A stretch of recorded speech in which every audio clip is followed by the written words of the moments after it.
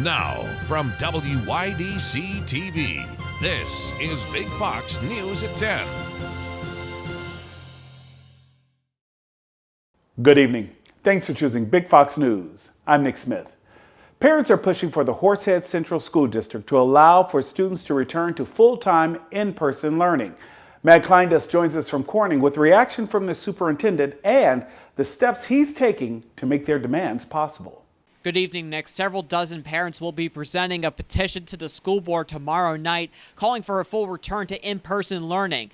Dr. Tom Douglas agrees and wants the state to update their guidelines. There's really no difference between what our certain parent members want and what the district wants. Members of the Parents for In-Person Learning have been gathering signatures calling for plans to reintroduce students to the classroom full-time. Dr. Tom Douglas and other superintendents agree, which is why the area school districts penned a letter to Governor Cuomo calling for updated guidance to make the transition possible. Preferably, we expect to be 5 days in person for next September, unless they give us guidance to the contrary. However, it's been few and far between. Dr. Douglas and other superintendents have been advocating for weeks to update social distancing guidelines to just 3 feet, allowing for schools to fully reopen. So far, the state hasn't addressed the guidelines, but Dr. Douglas is hopeful the CDC will update their recommendations. Dr. Fauci and the CDC indicated that they are reviewing to make recommendations to potentially move to 3 feet. We want that as soon as possible. We're ready to move. I've already directed our staff to get classrooms ready in anticipation of this. Dr. Douglas says parents should call on Albany to make changes to their guidelines to get their kids back in school. It worked for sports. We're trying to advocate for music right now. If you want it opened, we can't wait on the CDC guidance. Go directly to the second floor of the state capitol. Matt Kleindens, Big Fox, WYDC in Corning. Former President Trump is recommending Americans get vaccinated against COVID-19 as health officials warn against vaccine hesitancy. This as Moderna moves forward with testing its vaccine on children. David Lee Miller has more. More than 110 million COVID-19 vaccine doses have been administered in the U.S.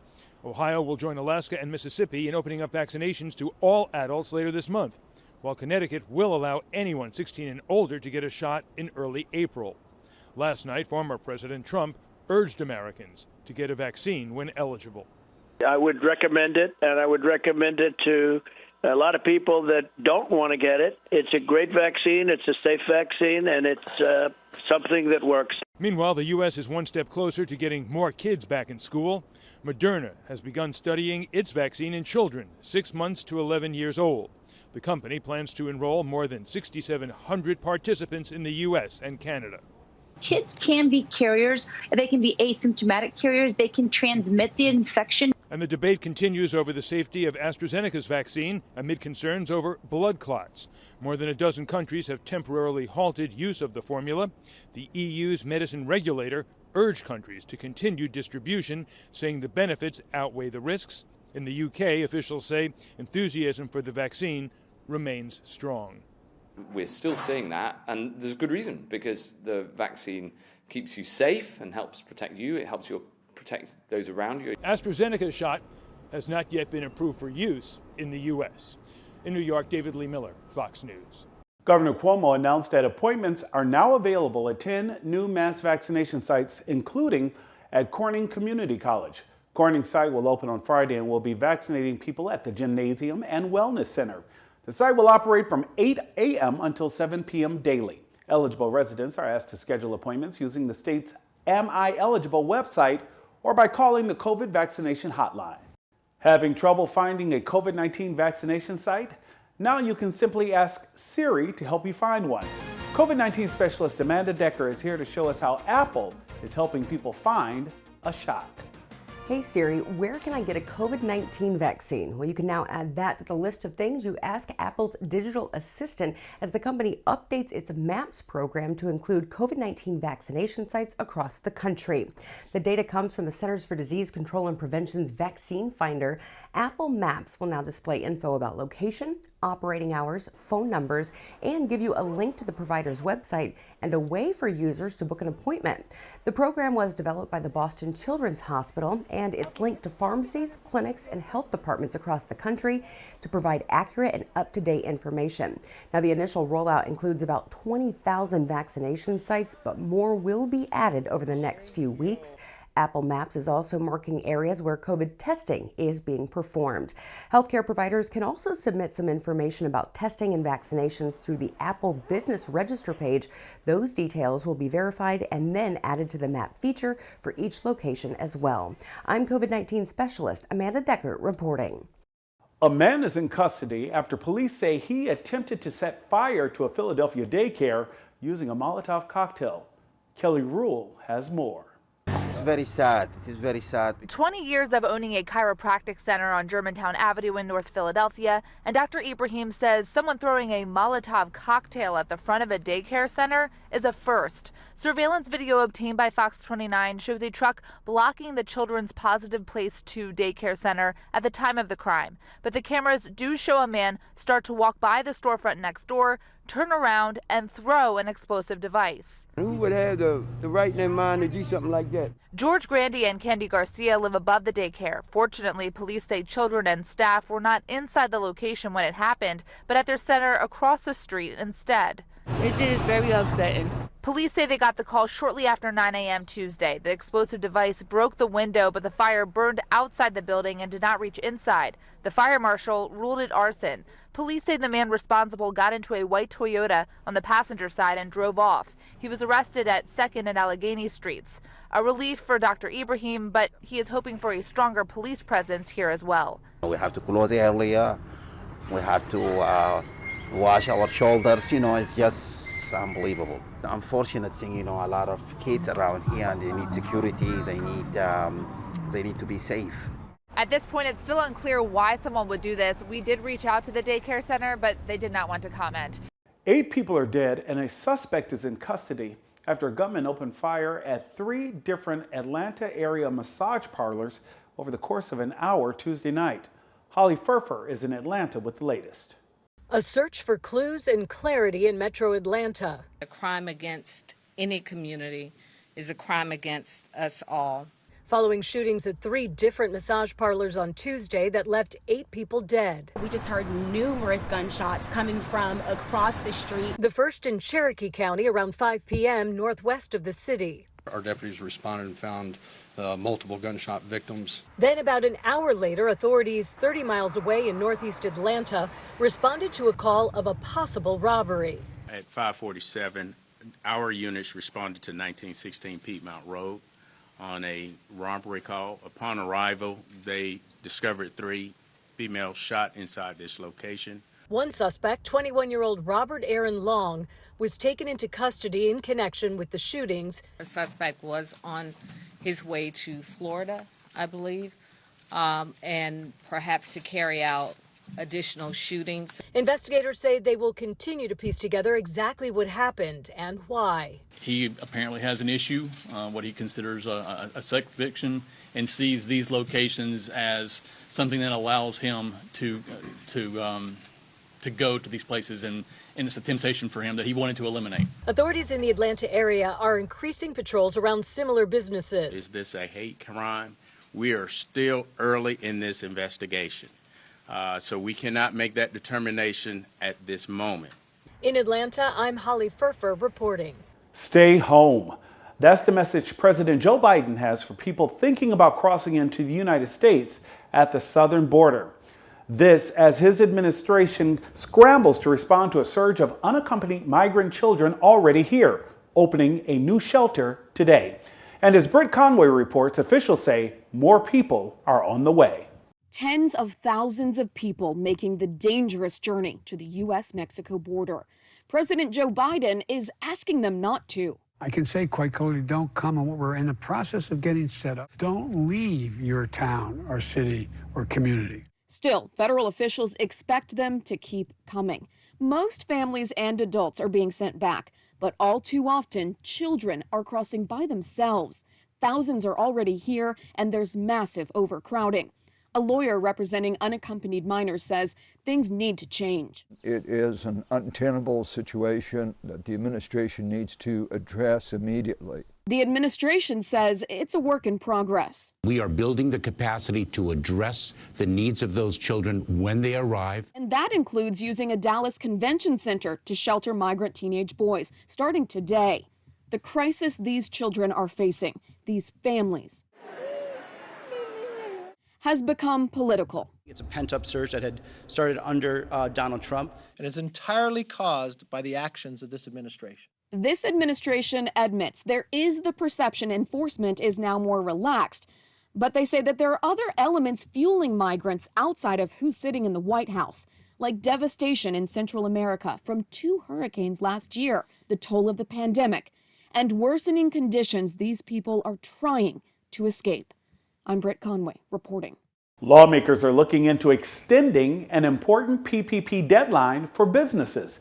The deadline for small businesses to apply for a loan from the Paycheck Protection Program is March 31st. Lawmakers approved another $7 billion for the program that was included in the big COVID relief bill. But representatives say the additional funds are of little use if the March deadline isn't pushed. There is now bipartisan support for legislation that would extend the program to May 31st and offer an additional 30-day period. Still ahead tonight, a group of elementary school students showing that an act of kindness can go a long way. I think one of them that stands out the most says, "You're better than Bob the Builder." It's just funny to see how they look at this project. The heartwarming thanks they give to a group of construction workers building their new school. Here's your local stock market update from Big Fox.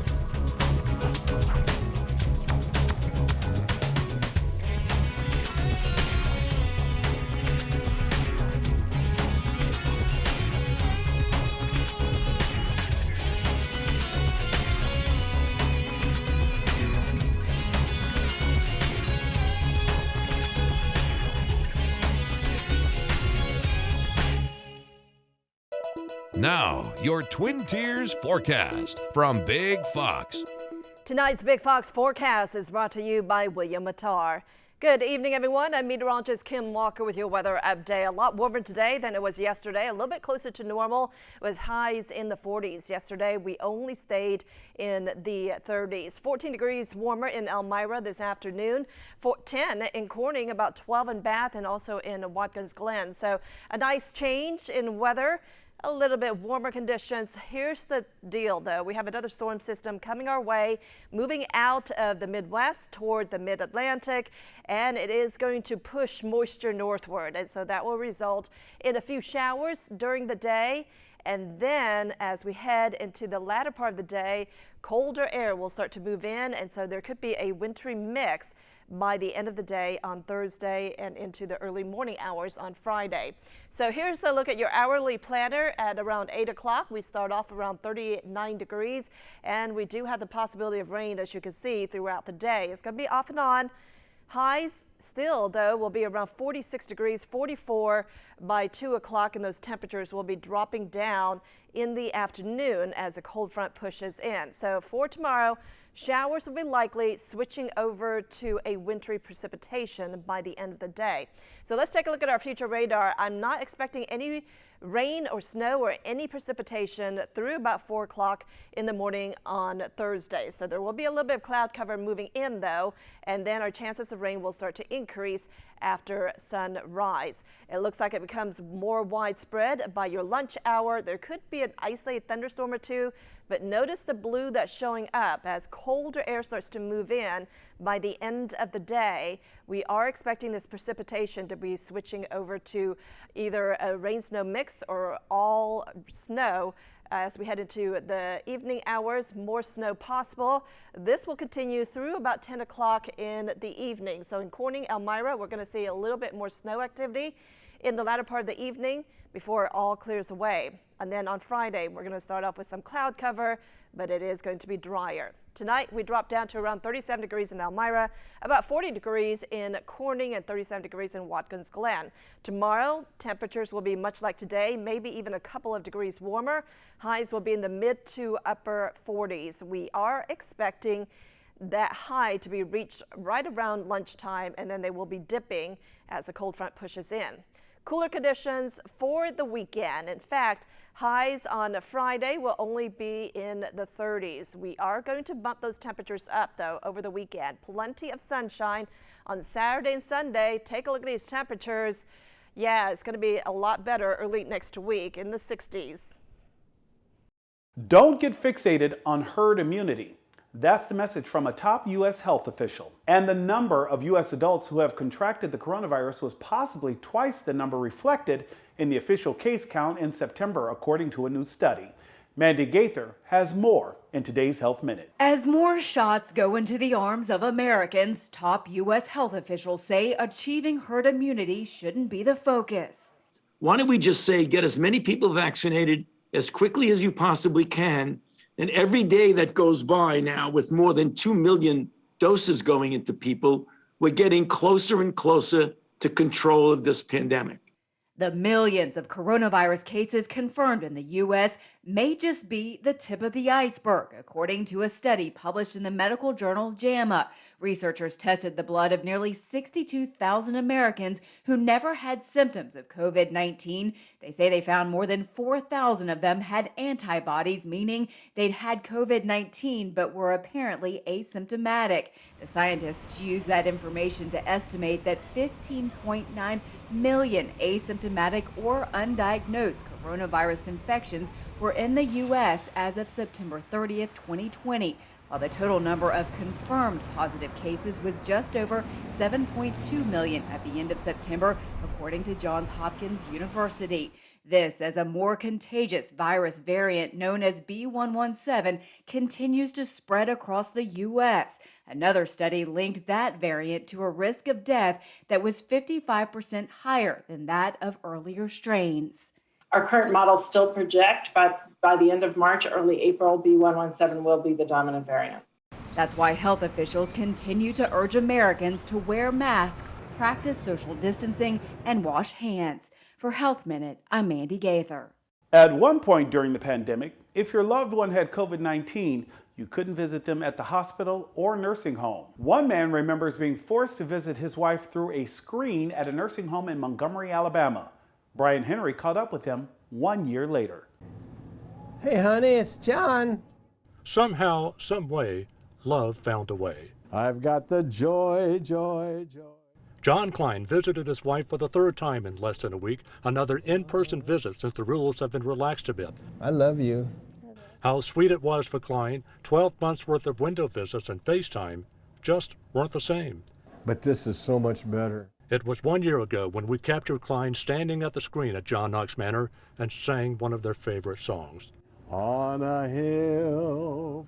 Well, it's exciting because some songs she still remembers to stay. All this not knowing whether his bride would contract the COVID virus on top of her Alzheimer's disease. Oh, yes. Sometimes I'd get a little sad, of course, and I'd cry about things. The nursing home ended up getting less than 20 positive cases by December, and Klein was not among them. It was Terry Howell who came up with the novel idea of screen visits. That there was guidance out there that said that we needed to figure out a way to make it happen. During their year apart, John Klein got a little down, but never depressed. He always felt he would see his wife of more than 40 years once again. And so, here we are. Then I could see it was going to take a while. Anne Klein has battled Alzheimer's for 18 years. John Klein feels as though she recognizes him at times, especially when he sings to her. Amazing. Reunited, face to face. I love you, John. Again. In Montgomery, Brian Henry, WSFA 12 News. I'll never stop loving you.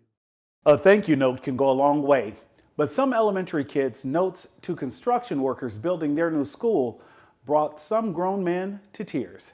Chelsea Donovan explains. For the past few months, it's been business as usual at this construction site in Chesapeake. We broke ground in July of last year. That's TJ Canfield, project manager with Heartland Construction for the new E.W. Chittum Elementary School in Chesapeake. It's going to include 3 separate classroom wings that will house roughly 12 classrooms apiece. Last week when he walked onto the job, he noticed something out of the norm. I've never seen it before. Not a beam, brick, or bulldozer, but dozens of letters, handwritten thank you notes, fastened to the fence by the elementary students next door. It's incredible. So it kind of took us all by surprise. It's not something that we typically see. Canfield and crew had no idea the appreciation of the new $25 million school would leave such a concrete impact. I think one of them that stands out the most, it says, "You're better than Bob the Builder." It's just funny to see how they look at this project. The small acts of kindness, heartwarming enough to nearly bring a grown man to tears. To watch kids look at what we're doing every day and appreciate what we're doing every day, it's a whole... Students who scrawled their sentiments, watching the crews withstand the wind, the rain, and the frigid temps. It's very easy to miss that message just in the day-to-day. So this kind of, I think, brought everybody back down to earth. Hey, the kids are watching, the kids are excited. It just gives us a whole nother purpose. A kind gesture going a long way during a time everyone could use a little pick-me-up. But for them to take their time out of their day to do this, it affects everybody on the site, all the way from the general contractor to all the subcontractors. They see it and they appreciate it, and they work harder because of it. The White House has added a little pop of green to its prestigious property in honor of St. Patrick's Day. The water in the fountain on the White House's north lawn was dyed green today. It happens every year to commemorate the cultural celebration. President Biden will take part in several events in honor of the day. First, he attended a St. Patrick's Day Mass at his church in Wilmington, Delaware. He will also host a virtual meeting with Ireland's Prime Minister and take part in a traditional Shamrock Bowl ceremony. A dog in the driver's seat caused quite the damage. Police in Wisconsin say a dog drove his owner's car right into a building. Luckily, no one was hurt. Aisha Morales has more. It was just another day at work for Megan Lundahl, owner of the Pearl of Door County in Sturgeon Bay, when suddenly was facing this way and boom, a Jeep just bam right into the window, right into the root chakra. Turns out the perpetrator is 5-year-old Callie, an Australian shepherd who, according to Sturgeon Bay police, was waiting at this gas station for her owner, who was inside a local bakery. But Callie had plans of her own. With bad cellular service, I said, wait a minute, I think you said a dog drove into the building. And she said, no, you heard it right.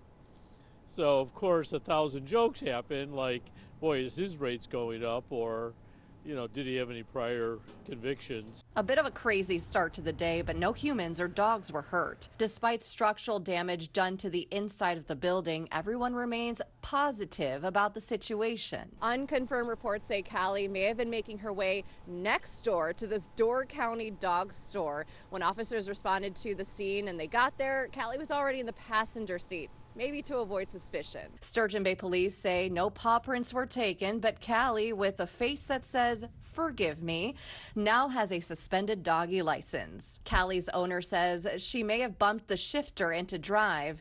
He's just glad everyone is okay. As a dog lover herself, Megan laughs it off, also grateful knowing it could have been worse. I have a shop dog that's with me often, Carmen, and I told her that if she's going to invite her friends over, just to have them use the front door. We want to leave you with a smile tonight. A little boy in Nebraska got a heartwarming surprise this week. 8-year-old Ian Thompson has cerebral palsy. His classmates and teachers joined his parents in unveiling his new power wheelchair.